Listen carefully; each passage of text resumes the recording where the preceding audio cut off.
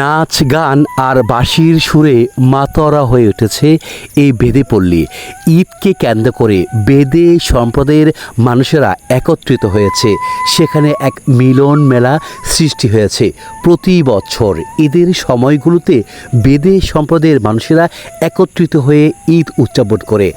আজ আপনাদেরকে ঈদ পরবর্তী বেদে সম্প্রদায়ের মানুষেরা কিভাবে দিন অতিবাহিত করে তাই তুলে ধরব আজকের এই ভিডিওতে। আজকে যাত্রা শুরু করলাম সেই সুন্দরী বেদে কন্যার সন্ধানে। কি রান্না করতেছেন?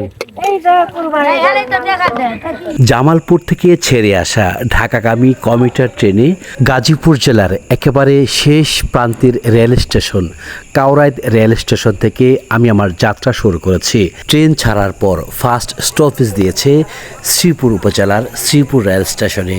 উপচে পড়া মানুষের ভিড় গাদাগাদি করে যাত্রা শুরু করলাম জয়দেবপুর রেল স্টেশনের উদ্দেশ্যে। রাজেন্দ্রপুর রেল স্টেশন অতিক্রম করার পরেই ঘন শালবনের দেখা মিলেছে। রেল লাইনের দুপাশে ছেয়ে আছে শালবন, যা দেখতে খুবই চমৎকার লাগছে।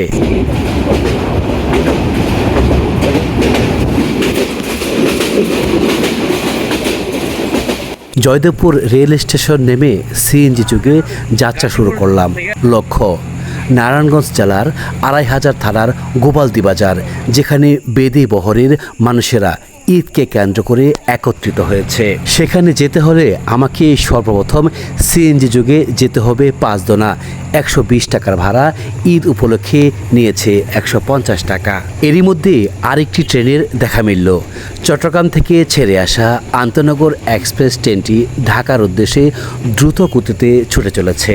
জয়দেবপুর রেল স্টেশন থেকে ১ ঘন্টা ২০ মিনিট সিএনজি যুগে যাত্রা করার পর আমি পৌঁছে গেলাম ৫ দোনা মোড়ে। সেখান থেকে অটোতে মাধবদী থেকে আবারও সিএনজিতে গোপালদি। দীর্ঘ ৪.৫ ঘন্টা জার্নি করার পর আমি অবশেষে পৌঁছে গেলাম গোপালদি বাজারে। সুপ্রিয় দর্শক, খাওয়া দাওয়া শেষ করে এখন আমরা যাচ্ছি সেই কাঙ্ক্ষিত যে বেদে বহর, যার উদ্দেশ্যে আমি এসেছি সেখানে যাচ্ছি। আমার সাথে রয়েছে বেদে সর্দার, ওনাকে সঙ্গে করে নিয়ে যাচ্ছি ওনার যে বর্তমানে বাসস্থান সেই বাসস্থানে। আজ আপনাদের সামনে তারা যেখানে ঈদ করতেছে, ঈদ পরবর্তী তাদের দিন কেমন কাটছে, ঈদের দিনগুলো তাদের কেমন কেটেছে সেগুলো তোলার চেষ্টা করবো আজকের ভিডিওতে। আশা করছি আজকে এই ভিডিওটি আপনারা মনোযোগ সহকারে দেখবেন। আমরা চলে আসলাম ঠিক কাঙ্ক্ষিত বেদে বহরে। আজ এই যে বেদে বহরগুলো দেখছেন, এখানে অনেকগুলো ঘর রয়েছে। এখানে তারা দীর্ঘদিন যাবৎ বসবাস করছে। ঈদের আগে থেকে তারা এখানে চলে এসেছিল। ঈদের আসলে তাদের আনন্দটা ছিল ভিন্ন ধরনের, ভিন্ন প্রকৃতির। তো দর্শক, চলুন শুরু করা যাক আজকে ভিডিওটি এখান থেকেই। বেদেরা বাংলাদেশের অতি প্রাচীন যাযাবর জনগোষ্ঠী। তাদের জীবন, জীবিকা, ধর্ম, বিয়ের রীতিনীতি, মৃত্যুর পর কবর দেওয়া হয় নাকি পুড়িয়ে ফেলা হয়, তাদের এই বিষয়গুলো সম্পর্কে আমাদের বেশিরভাগ মানুষেরই তেমন কোনো ধারণা নেই। অনেকে জানতে চেয়েছেন বেদেরা কোন ধর্মের অনুসারী। তাদের উদ্দেশ্যে বলে রাখা ভালো, বেদেরা মুসলিম ধর্মের অনুসারী হলেও তাদের মাঝে ধর্ম পালনের ক্ষেত্রে অনেকটা মিশ্রতা রয়েছে। বাংলাদেশের পরিধি খুব বড় না হলেও বাংলাদেশে অনেক সম্প্রদায়ের মানুষ বসবাস করে। আজ এই সম্প্রদায়ের অনেক অজানা রহস্য উন্মোচিত হতে যাচ্ছে, তাই ভিডিওটি মনোযোগ সহকারে দেখতে বসুন। কুরবানি করে মাছ রান্না করতেছেন?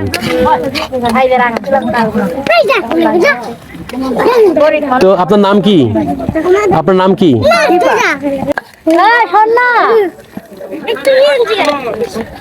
সাকবা, বয়স কত হলো?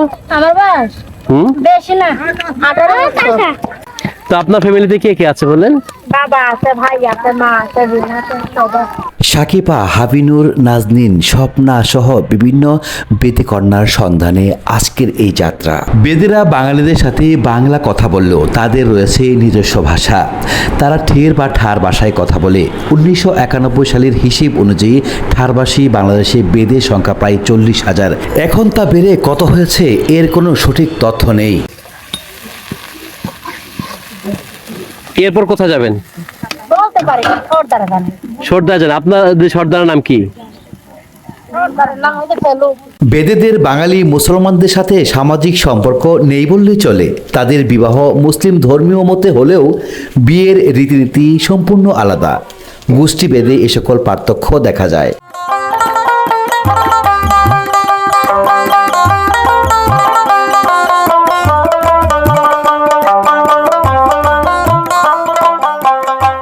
শতকষ্টে দিন পার করা এই সম্প্রদায়ের মেয়েরা বিভিন্ন আচার অনুষ্ঠানে নাচে গানে মাতোয়ারা করে তোলে পুরো বেদে অঞ্চল। এই সম্প্রদায়ের মাঝে বাল্যবিবাহ এবং বহু বিবাহের প্রবণতা সেই প্রাচীন কাল থেকেই।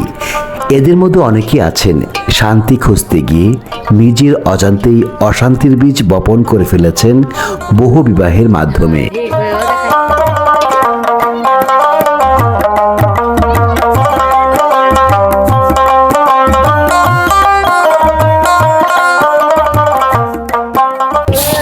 জুই কি পড়াশোনা হয়েছে?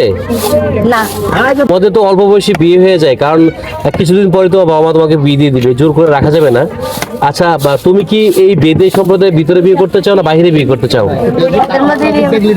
কি রান্না করবো জুই আজকে? যাযাবর এই জনগোষ্ঠীর মানুষ বহুকাল থেকেই তাদের অতীত ইতিহাস আর ঐতিহ্যকে ধরে রেখেছে। তাদের মাঝে বাল্যবিবাহ এবং বহু বিবাহের প্রবণতা সেই প্রাচীন কাল থেকেই।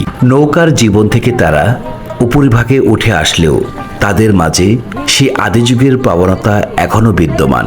এখনো তারা অর্থ উপার্জনের জন্য সেই পুরনো রীতিনীতিকে অবলম্বন করে টিকে আছে। সাপ খেলা দেখানো, ঝাড়ফুঁক করা, তাবিজ কবজ বিক্রি করা, দাঁতের পোকা ফেলানো তাদের অর্থ উপার্জনের মূল মন্ত্র। তারা বছরের 12 মাস ইনকামের সাথে সম্পৃক্ত থাকে না, তারা বছরের কিছু সময় ইনকামের সাথে সম্পৃক্ত থাকে, আর বাকি সময়টুকু তারা ইনকাম করা অবস্থায় যে অর্থ সঞ্চয় করে সেই অর্থই ব্যয় করে থাকে। বর্তমানে বাংলাদেশে 8 লক্ষ বেদে সম্প্রদায়ের মানুষের বসবাস, কিন্তু তাদের মাঝে আজও অশিক্ষা অজ্ঞতা বিরাজমান। তাদের মধ্যে শুধুমাত্র 5% শিশু বিদ্যালয়মুখী হয়ে থাকে, আর বাকি অন্য 95% শিশু বাবা মার সাথে দেশের এক প্রান্ত থেকে অপর প্রান্তে ঘুরে বেড়ায়।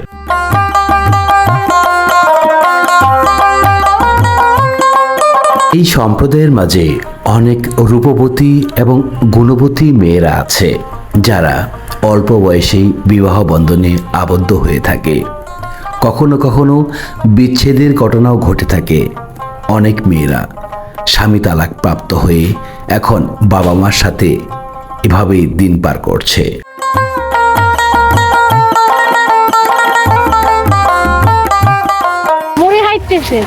মুড়ি খাইতেছেন? আম করে খাওয়াবেন না মুড়ি? ইতিমধ্যেই আপনারা অবগত হয়েছেন বেদে সম্প্রদায়ের মানুষেরা দলবদ্ধ হয়ে বসবাস করে। বিভিন্ন আচার অনুষ্ঠানেও তারা একত্রিত হয়ে থাকে। ঈদকে কেন্দ্র করে এই সম্প্রদায়ের মানুষেরা একত্রিত হয়েছিল নারায়ণগঞ্জ জেলার 2500 থানার গোপালদিতে। তোমাদের রান্না বান্না কই? হয়ে গেছে এত আগে রান্না বান্না খাওয়া দাওয়া করা শেষ। রাত্রে খাবা না? হ্যাঁ, রাত্রের জন্যই তো রান্না করেছি। আগে রান্না হয়ে গেছে। দেশ এবং দেশের বাইরে থেকে যে যেখান থেকে দেখছেন আজকের এই ভিডিওটি, আপনারা আপনাদের মূল্যবান মতামতগুলো কমেন্টের মাধ্যমে জানাবেন। ভিডিওটি দেখে আপনাদের কেমন লেগেছে, কেমন লাগছে তাও তুলে ধরবেন। আপনাদের মূল্যবান মতামতের উপর নির্ভর করবে আমার পরবর্তী ভিডিওগুলো। ভাই, এটা কি বানাতেছেন? এটা বানাইতেছি সাপের লাডি। মাথাটা একদম সাপের মতো দেখা যাচ্ছে। জি, এগুলো কি বানায় বিক্রি করবেন? বিক্রি করি 500 টাকা 600 টাকা, আবার কত এমনিও দিয়ে দিই বন্ধু বান্ধবরে। বানাতে কতদিন লাগে একটা বানাতে? একদিন লাগে, আবার কতটা 3 দিন লেগে যায়। আপনার বাড়ি কি আপনার মুন্সিগঞ্জে? জেলা মুন্সিগঞ্জ, লহজন থানা। আপনি সর্দার, এখানে ঈদ করছেন? ঈদ করছি, তো ঈদে কিরকম আনন্দ করলেন? ইনশাল্লাহ বহুত আনন্দ করছে। এখন তো অনেকে বাড়িতে চলে গেছে না? চলে গেছে, আবার বিয়ে হইব। বিয়ে কার? আমারই নাতি। লাঠি ফাইতে দেয়, এটা ভাত মাইতে খাওয়াবে না, তাও 2 একদিন খাওয়ায়। গ্রামে গেলে তো আমাদের রাইন্দে বাইরে খাওয়াইতে হয়। তাই আপনার রান্না বান্না করে খাওয়ান? থেকে এইগুলি আমরা বেশিরভাগ করতেছি না, না এই সমস্ত কাজ আমাদের দিয়েই করাই এরা। বেশিরভাগ তো আমরা গ্রামে যাই না। বাসা থেকে আপনার রান্না বান্না করেন, ইনকাম করে ভাবি আসে আপনারা দেয়, টাকা দেয় তো নাকি? হ্যাঁ, ওই 2 টাকা কামাই করে আনে। আর যদি বেশি ব্যতিক্রম হয়, এই ডেলি 3 মাইট খাওয়া লাগে। মার দেয়? হ্যাঁ, ওই আগের দিনও মারছে। কি গো সত্য নাকি? এটা সত্য কথা। হ্যাঁ, মারছেন? সেদিন কেউ মারছে ধরে, তাই না? এই যেখানে করে দিলাম। তো বিয়ে কি একটা করছেন না বেশি করছেন? বিয়ে করছি রে ভাই চারটে, এর লিগে তো দামের ঝামেলা বেশি। এই চার বাসারই চারটা করা বিয়ে যে করছেন, চারটা বিয়ে করাতে গিয়ে এখন কি সুখ বেশি হয়েছে না কম হয়েছে? এখনো চার বাসাই করা লাগে। এই যে আরেক জায়গায় যাবো, যাই আরেক জায়গায় ফেলে দেবো। সবাই কি এক জায়গায় আছে? হ্যাঁ আছে, এখানে বেশিরভাগই এখানে আছে। তো বিয়ে কি আরো করার ইচ্ছা আছে? না না আর করবো না, এই বিয়ে করেই তো এইরকম পর্যায়ে গেছি। তো 4 বছর ইনকাম করে দেয় দৈনিক। হ্যাঁ ইনকাম খুঁজে দেয়, এটা ঠিক আছে, টাকা পয়সা পাই, তাহলে কষ্টটা বেশি করি। তা আমি তো জানি হচ্ছে এই সম্প্রদায়ের মেয়েরা স্বামীদেরকে সবচেয়ে বেশি ভালোবাসে। ভালো বাসে, কোন সময় বাসে? ওই যখন এক বউ থাকে তখন। যখন একজন ছিল তখন আমি আর কোনো কাজই করি নাই, এখন একটু আমার কাজ করতে হয়। এখন কাজ করতে হয় যে বিয়ে করছেন বেশি দেখা। এনে হিংসে পাইছি গেছে গায়েদের মধ্যে। আলু রান্না করছেন আর ভাত? আলু কি ভর্তা বানাবেন? আলু রাঁধবেন কি দিয়ে রাঁধবেন? আলু মাংস দিয়ে। গরুর মাংস দিয়ে রাঁধবেন? কি রান্না করতেছেন? মাছ ভাজি করতেছেন, আর কি রান্না করবেন? আর কিছু না? ঈদ কেমন কাটলো? ভালোই কাটছে। কি খবর দর্শক? ওয়ালাইকুম সালাম। আমি যে নাজমিনকে বেশি পেলাম না, আপনি থাকলে ভিডিওটা আর ভালো হইতো। সাত্তার সর্দার, তো উনি হচ্ছে এই বহরের বয়োজ্যেষ্ঠ মানুষ, মুরব্বী। তো ওনার সাথে দেখা হয়ে গেল, উনিও সর্দার। তো সর্দার, এই যে আপনারা 7 জন মিলে সকল কিছু ডিসিশন নেন? হ্যাঁ, বিচার করি আমরা। আপনারা বিচার করেন, ভালো মন্দ আপনারা বিচার করেন, আপনারা যা বলবেন তাই। এখানে কোনো পুলিশ বা আদালত তো আর নাই, আপনারই আদালত, আপনারাই বিচারক। তো আপনি কতগুলো মানুষের সর্দার? মানে 10,000 মানুষের সর্দার। বিক্রমপুরে যে 8 জন সর্দার রয়েছেন, এই সাত্তার সর্দার 8 জনের একজন। ওনারাই সকল বিচার আচার করে থাকেন এই সম্প্রদায়ের মানুষদের। 7 জন আছে। আরো 7 জন আছে? তো সর্দার মোট কয়জন? 8 জন। 8 জনের মধ্যে আপনি একজন। আপনাদের গোরস্থান কোথায়, মারা গেলে কোথায় গোবর বা মাটি দেন, এগুলো সহ বিয়ের সাথে কিভাবে হয় সকল কিছু তুলে ধরবো ভিডিওর মাধ্যমে। আপনি সাথে থাকবেন, ঠিক আছে? তাহলে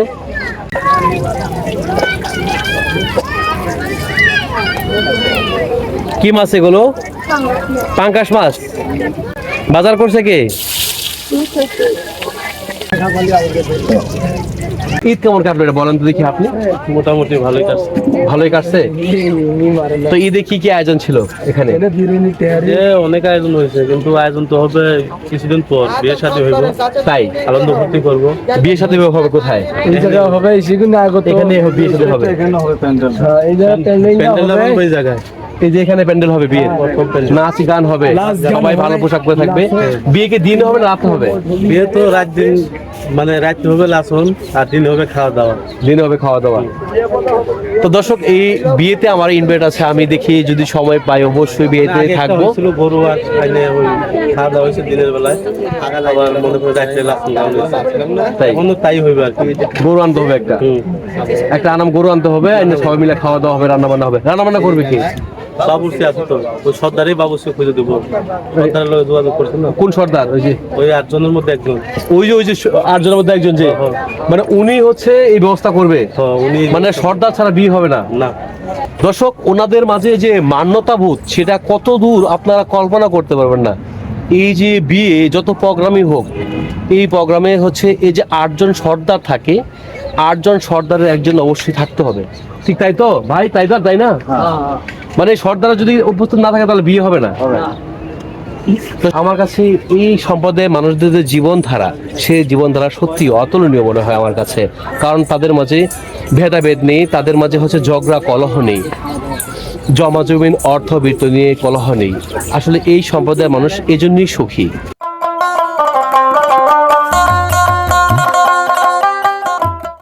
কি রান্না করবেন? বউ ভাত রান্না করবেন নাকি রাত্রের জন্য?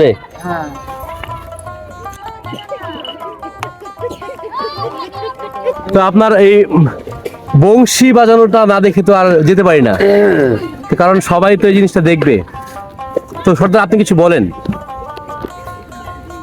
আমি আর কি বলবো, দুঃখিনী লোক, অসহায় লোক, খাই বাসি বাজিয়ে খাই, সাপের লাঠি বানিয়ে খাই, বিক্রি করি 400-500, এরা কিনে নেয়, এইভাবেই আমার জীবন যোগ কাটে যায়। তো সর্দার একটু বাঁশি বাজায় যদি শোনাইতেন দর্শকদেরকে। আচ্ছা, আমি 2টা মিনিট অফ করেন, আমি আনাইতেছি বাসি। ঠিক আছে দর্শক। দর্শক তাহলে উনি যে সর্দারের বাঁশির সুর আমরা শুনবো। বিসমিল্লাহির রহমানির রহিম।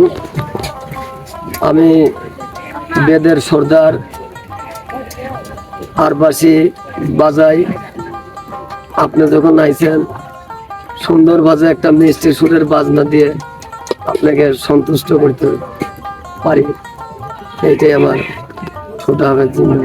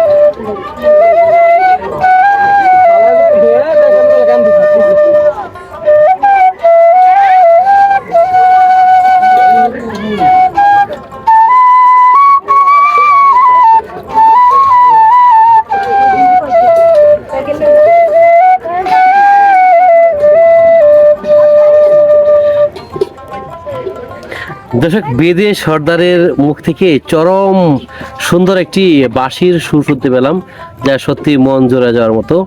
দর্শক, আমরা সর্দারের কাছ থেকে আরেকটি সুর শুনতে চাই, কারণ এক সুরে মন ভরে নাই, মন শুধু আরো সুর শুনতে যাচ্ছে। সর্দার, আরেকটা সুর যে শুনেছেন।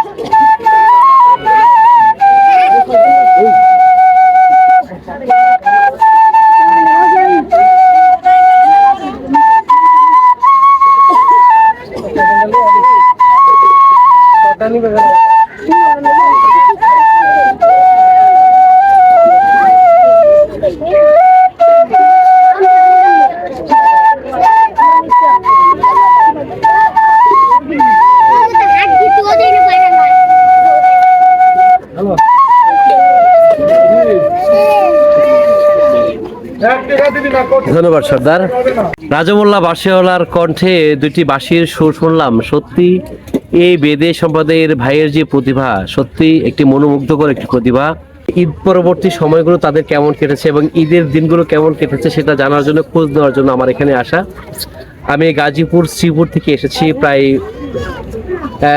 200 কিলোর মতো দূর হবে, প্রায় এই 200 কিলোমিটার দূর থেকে আমি তাদের এখানে এসেছি।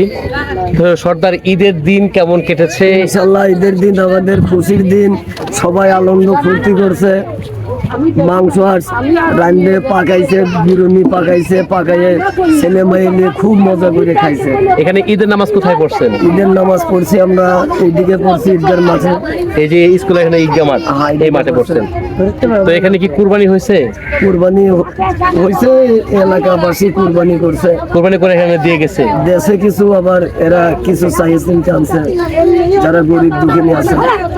দর্শক, আপনারা জানেন যে এই সম্প্রদায়ের মানুষ দরিদ্র মানুষ, তারা পরিশ্রম করে ক্ষুদ্র ব্যবসা করে অর্থ উপার্জন করে থাকে। আসলে তাদের এটা বংশ পরম্পরায় তাদের পেশা। শত শত বছর পূর্বে এই সম্প্রদায়ের মানুষ বাংলাদেশে প্রত্যাবর্তন করে এবং তারা প্রথম অবস্থায় নৌকায় বসবাস করত। অল্প কিছুদিন হয় তারা ডাঙায় বসবাস করতে অভ্যস্ত হয়েছে। আগে তো নৌকায় ছিলেন আপনারা? আগে নৌকায় ছিল, নৌকায় তাদের বসবাস ছিল। এখন তারা হচ্ছে ডাঙায় বসবাস করে। তাদের মূল আদিবাসী হচ্ছে মুন্সিগঞ্জের লোহগঞ্জ থানায়, মহাজন থানা, মুন্সিগঞ্জ জেলা, মুন্সিগঞ্জ জেলায়। ওখানে তাদের স্থায়ী বসবাস। ওইখানে মনে হয় অনেকজন বেদে সম্প্রদায়ের মানুষ রয়েছে, হাজার হাজার আছে বেদের সম্পর্কে, হাজার হাজার বেদের সম্প্রদায়ের মানুষ রয়েছে এখানে। দর্শক, বাংলাদেশে 8 লক্ষ বেদে সম্প্রদায়ের মানুষ বসবাস করে। কিন্তু দুঃখের বিষয় হচ্ছে এটা, আমি যেটা নিয়ে কাজ করছি, এই বেদে সম্প্রদায়ের মাঝে শিক্ষা এবং স্বাস্থ্যের আলো পৌঁছে দেওয়ার জন্য আমি সর্বোচ্চ চেষ্টা করে যাচ্ছি। আমি আজকেও এসে খুঁজেছি যে কোনো গর্ভবতী মা আছে কিনা, কোনো বাচ্চা অসুস্থ আছে কিনা, এগুলো দেখার চেষ্টা করেছি। অপুষ্টি কোনো বাচ্চা আছে কিনা সেটা খুঁজতে চেষ্টা করেছি। দর্শক, আমি বেদে সম্প্রদায়ের শিক্ষা এবং স্বাস্থ্য নিয়ে কাজ করছি দীর্ঘদিন যাবৎ। আপনাদের কাছে দোয়া চাই যাতে আমি আমার এই কাজটা ধরে রাখতে পারি। আপনাদের ছেলেমেয়েরা তো স্কুলে যায় না? স্কুলে যায়, এখন তো আস্তে আস্তে শিক্ষিত হইতেছে, অভ্যস্ত হচ্ছে, মাদ্রাসায় যাইতেছে, ছেলেরা মসজিদের ইমামতি করতেছে, ভালো শিক্ষিত আস্তে আস্তে হইতেছে। এখন আগে আর কি এটা ছিল না, এখন আর কি পরিবেশ এখন চেঞ্জ হচ্ছে। কিন্তু এখন তো হচ্ছে আপনার এখনো তো আপনাদের মাঝে বিয়ে শাদী দিয়ে থাকেন, জি। মানে আপনাদের বাহিরে কোথাও বিয়ে শাদী দেন না? আমাদের মেয়েদের অন্য বাইরেও দেয়, আবার বাহিরের মেয়ে আমরাও নিতেছি। আমরা যার দিকে ভালোবাসা, এখন একটু হয়েছে আর কি, হ্যাঁ। চেঞ্জ হয়েছে অনেকটা। আগে তো এক সময় আপনাদের সম্প্রদায় বাইরে বিয়ে শাদী দিতেন না, না আগে দিতাম না। এখন অভ্যস্ত হচ্ছে না আস্তে আস্তে। দর্শক, এখন তারা হচ্ছে তাদের যে বেদে সম্প্রদায়ের যাযাবর যে জীবন, সেই জীবন থেকে অনেকেই স্বাভাবিক জীবনে ফিরে আসছে। তারা বিভিন্ন ব্যবসা বাণিজ্য চাকরি বাকরিতে যোগদান করেছে। আমি চাইবো যে এই সম্প্রদায়ের মানুষ সুশিক্ষায় শিক্ষিত হোক, স্বাস্থ্যের প্রতি যত্নবান হোক, তাহলেই কেবল এই সম্প্রদায়ের মানুষদেরকে অন্ধকারাচ্ছন্ন জীবন থেকে আলোর পথে এনে নেওয়া সম্ভব। দর্শক, এই সম্প্রদায় সম্বন্ধে যদি আপনাদের আরও কিছু জানার থাকে অবশ্যই কমেন্ট বক্সে জানাবেন। আমি আপনাদেরকে এই সম্প্রদায়ের বিস্তারিত তুলে ধরার চেষ্টা করব প্রত্যেকটা ভিডিওতে। আজকে যতটুকু তুলতে পেরেছি, সামনে থেকে আরও চেষ্টা করব আরও বেশি করে তুলে ধরার জন্য। সর্দার, এই যে আমি শুনছি যে একজন মানুষ নাকি মারা গেছে অন্য কোনো একটা বহরে, এটা বিশ নদী মারা গেছে। বিশ নদী বহরে থাকা অবস্থায় মারা গেছে? না, ওনারে রাত 12টার বেলা হাসপাতালে নিতে ছিল বাঞ্ছারামপুর। আচ্ছা, হাসপাতালে পুষতে পারি নাই, গাড়িতেই মারা গেছে। মারা গেছে পরে নিয়ে মুন্সিগঞ্জ নিমাটি দিলে নিয়ে আমাদের দেশে যাইয়ে দাফন করা হয়েছে। জানাজা পরে দাফন করা হয়েছে।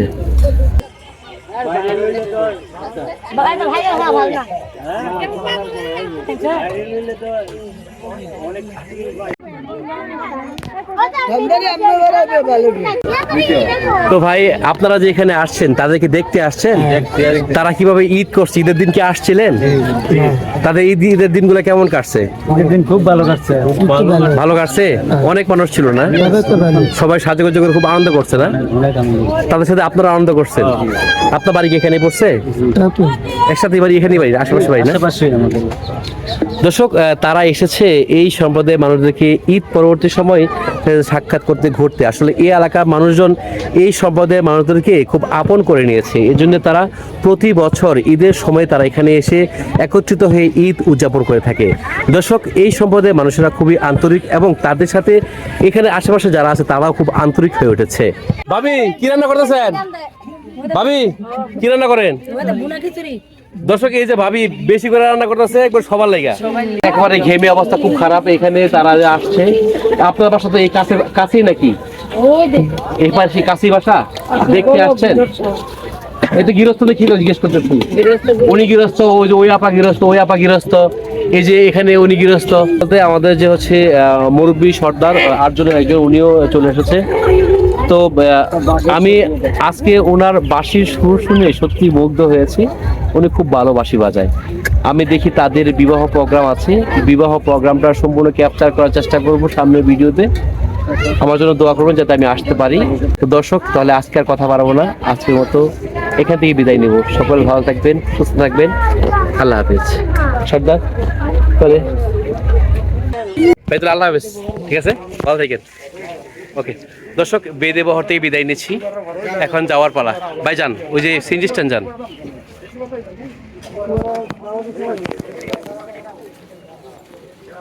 ভাই কথা হবে ইনশাল্লাহ। ওকে, আল্লাহ হাফেজ। জামাই দেখা হবে ইনশাল্লাহ।